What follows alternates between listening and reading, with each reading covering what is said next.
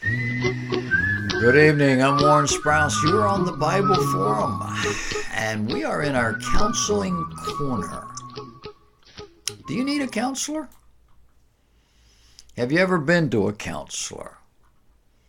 A psychologist, a psychiatrist, a Christian counselor, your pastor? What was your experience? Well, largely, it's about telling this person as much personal information as possible about what's going on, about you, about the other person or persons, about other counsel you may have gotten. The theory is, in order to help you, the counselor must know you, must understand what you're going through, understand your history and or what you've tried in the past and so forth.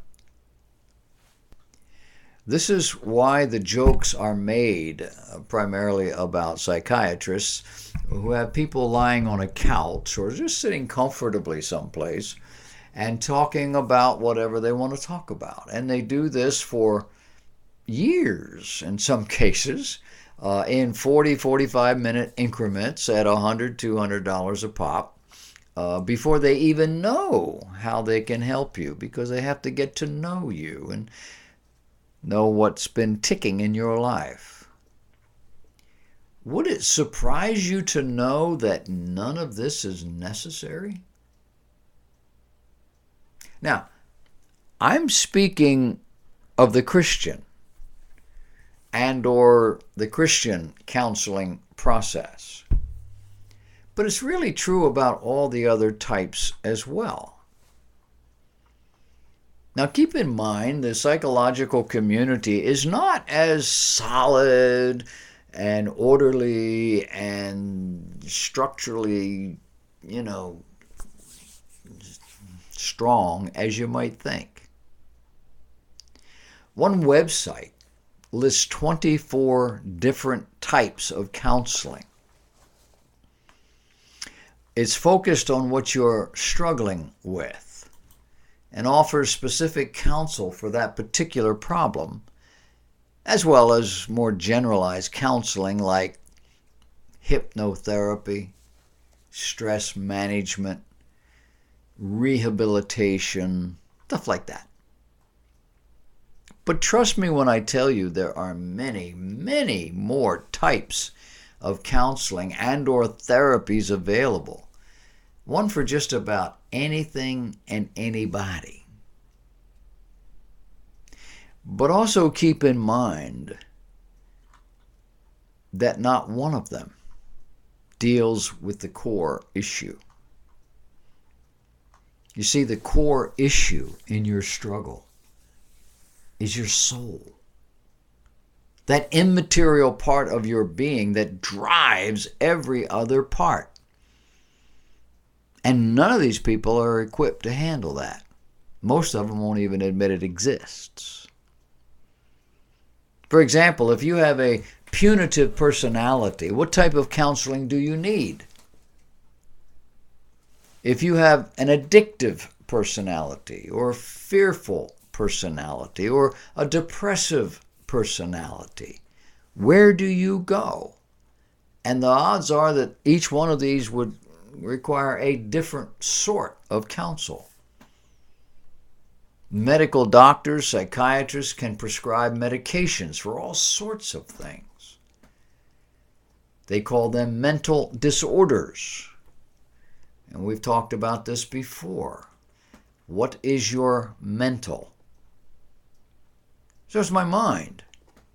Point to it. And you go like this. It's your brain. That's not your mind. The mind is an immaterial part of your being. You have physical disorders. You need a medical doctor. He can go right to the heart of it and tell you, yeah, I can fix it, or nope, nothing we can do about it. Or maybe your problems are just with your feelings. You know how many people just feel nobody loves them? whether it's true or not. That's how they feel. And you can't tell me how I feel. And you can't be critical of how I feel. You don't know. You see it? That's the way it works. And many of these folks, especially if they have a medical degree, are giving medications. Medications that alter the chemical structures, alter the chemical imbalances, work to alleviate certain moods or pressures of one sort, of things you can't identify. But what psychological drugs can't do, what psychological drugs won't do, is change who you are or how you make decisions. Over on the other side are the talk therapists, the behavioral therapists, applying all sorts of counseling theories, Freudian, Jungian, Rogerian, the list goes on.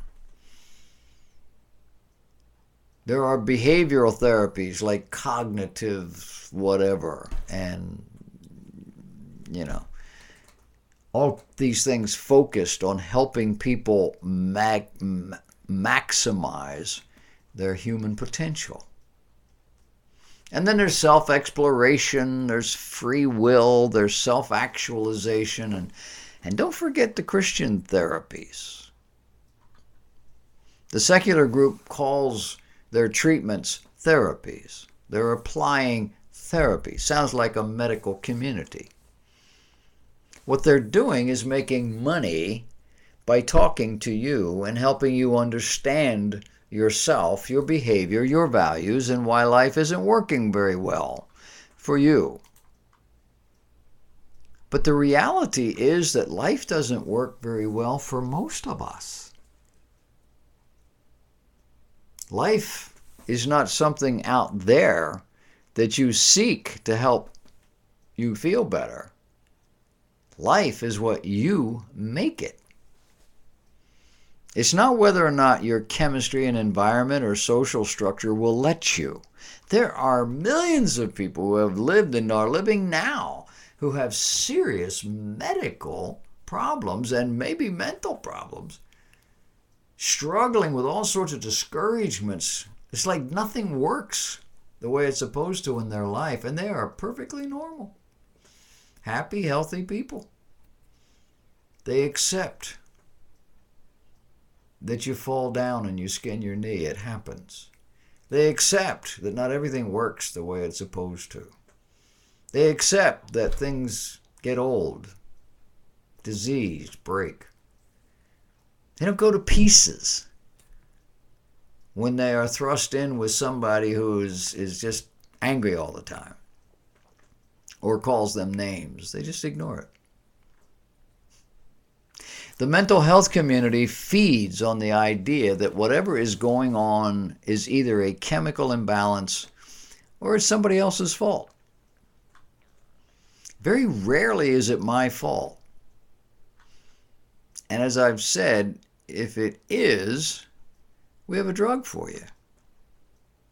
And that's simplistic. It's not even fair. But it's the way it seems to work. About 50, 60 years ago, the Christian community got involved in this thing called counseling. Prior to that, people played the hand they were dealt. Christians had other Christians, or they had their pastor if they needed to talk to someone. But then somewhere, I don't know, it was in the 60s, 70s, somewhere in there, seminaries and Bible college started offering courses in counseling. And they did that in large part due to the need in their congregations. Pastors were finding more and more people who needed help, and they weren't equipped. And to tell you the truth, they didn't have the time. They don't yet, still. When people got televisions and started hearing about psychologists and psychiatrists, they wondered, why wasn't their pastor able to do this? Pastors started realizing their people wanted more than what they could offer. And now the church is fully involved in something called the Christian counseling movement. And it hasn't been good. For example, if you have a bad marriage, your husband or your wife is abusive, your mate is spending more money than you can earn, they're not coming home after work, going to the bars or worse. You have a marriage where all you do is fight with one another. You have a marriage where there is little or no communication. Maybe you have a bad temper, or the other one does. Maybe one of you have a depressive personality. You're fearful. Name something, almost anything. If it's not a medical problem, what is it?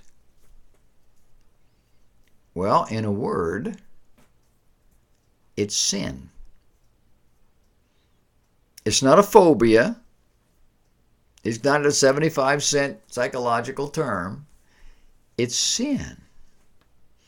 You've grown up giving in to your passions, your anger, your selfishness. Those are all sins, by the way.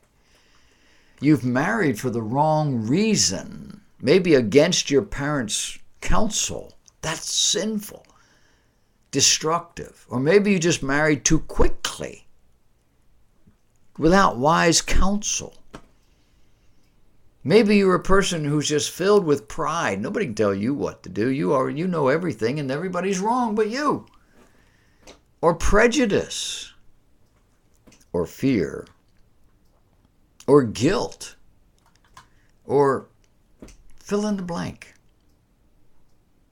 What counselor is there who can fix you? What drug will make you well? Now, very often counselors become crutches, at least as long as you can afford the $60 to $100 an hour fee. That's a 45 or 50-minute hour. Those who refuse, you will stop seeing since they really don't understand you. Then there's the whole issue of transference. That's a big word. This is the psychiatric term for when a woman counselee begins to transfer her loyalty and or feelings from her husband to her counselor, sometimes her pastor. The wise counselor knows it's going to happen, sees it as it's developing, and stops seeing this person.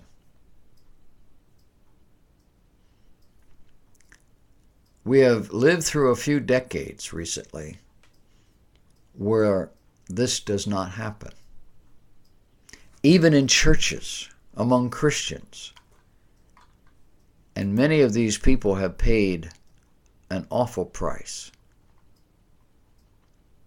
Now, behavioral counseling is a conversation. The counselor needs time to understand what's really going on and knows that the information that he or she needs is not going to be offered up initially. All sorts of things are going to be suggested as the problem. And so it's going to take some time to ferret through all of this and figure out what is the real problem. And sometimes the person who's having the problem doesn't know why, not really. Sometimes because that information is hidden, being too personal or maybe too condemning. And we human beings are prone to protect ourselves. Sitting with a man and a woman while they tell their side of the story, most often neither understands nor agrees with the other's version. Yeah, the event happened. They agree on the event, just not the reason why or the result. So how do you fix that? And how do you fix a broken marriage? You are expected to do that because you're being paid, unless you're a pastor. And then you're supposed to do it for nothing. So how do you fix a broken marriage? You can't do it with drugs. You can't even do it with therapy. The only way to fix it is with a commitment on the part of both individuals to see this thing through. Don't jump ship until we get to the place where you can do it. You can fix it with a shared desire to fix it no matter what. Forget the outdoor. It's not there. We're going to stay here and we're going to make this work. You fix it with a willingness for each person involved in this thing to deny self for the benefit of the other person. And you do this with a commitment to God's word and to one another, especially if you're married.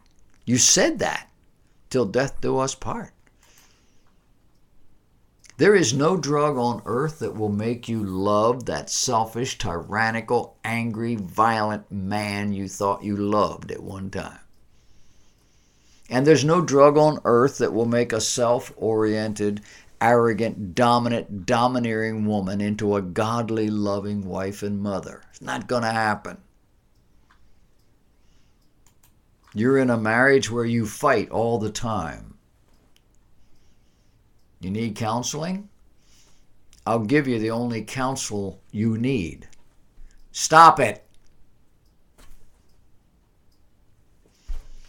You can't agree on anything? Find something. You have opposing values. Fix it. You no longer have feelings for the other. So what? That's my counsel. You can't say stuff like that. But that's the reality. One or both of you strangled those feelings. Stop doing that. Marriage is a love relationship. It's not a legal contract. It's not even a social contract. And love is giving, expecting nothing in return. You married that pig. Well, I didn't know he was like... You were responsible to know. The odds are, if you had parents that were responsible and loving and cared, they probably told you not to do it. If you asked them.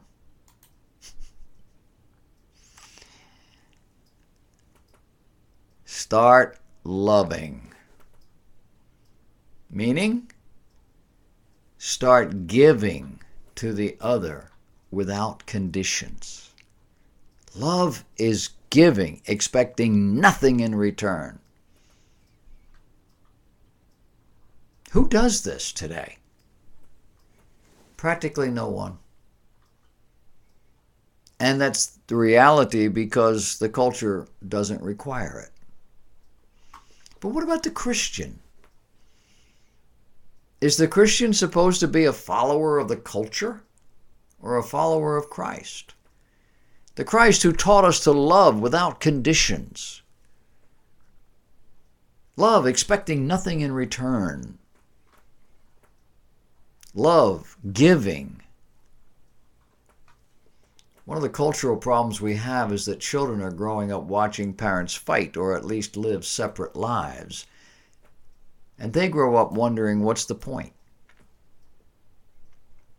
And a large percentage aren't marrying at all because they've seen marriage at home. 55 years of marriage to the same woman.